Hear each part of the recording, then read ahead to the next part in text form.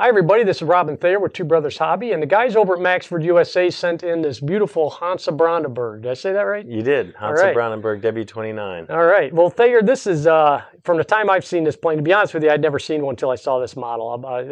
I'll be honest about that. So it kind of struck me as a very oddly shaped plane.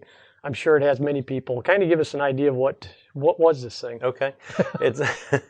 It's a World War I airplane, a German World War I airplane from late in the war. It was designed and built, actually it was built through like 1918, January 1918 through the end of the year. They built almost a couple hundred of them. Rumor has it Ernst Henkel designed the airplane on the back of a wine list at a cabaret. So that always leads to great interesting little twist, yeah. Of course, the most obvious unusual feature is the underslung rudder, and the whole point of that is so that the observer gunner doesn't shoot the tail off when you're flying, which is, you want to keep that on there. That's a good idea. It's it's an interesting shape. It's actually been one of my favorite World War I airplanes for quite a while, and I've never built a model of it, mostly because of the complex strut arrangement underneath. I love flying floats. I love unusual airplanes. Sure. This has both of that, but all that strut work underneath has put me off this airplane for, I expect to scratch build one someday. I just haven't yet because of those struts. I don't blame you.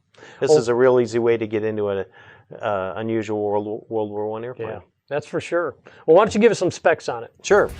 The Hansa-Brandenburg W29 from Maxford USA has a wingspan of 53 inches, wing area of 530 square inches, and a flying weight of 3.84 pounds, which is about 3 pounds 10 ounces. That gives a wing loading on this model of 16.7 ounces and a wing cube loading of 8.7. So pretty reasonable numbers there. The overall length is 43 inches. And the motor ESC that we're using, that's their recommended combination, the Uranus U35 425 motor and their 60 amp speed control. We're using the Thunderpower 3S 2250 45C Pro Power battery. And then for the radio, we've got a full high-tech suite in it. We've got the high-tech Aurora 9. I'm using the voice module on that. When I'm flying floats, I want to know what the battery is. So I've just got it set every 30 seconds. It tells me what the battery voltage is in the airplane, which is really nice out on the water.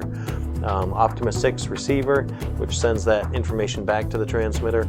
And then we've got two HS65 HBs for the rudder elevator and two of their 56 HS56 servos on the ailerons.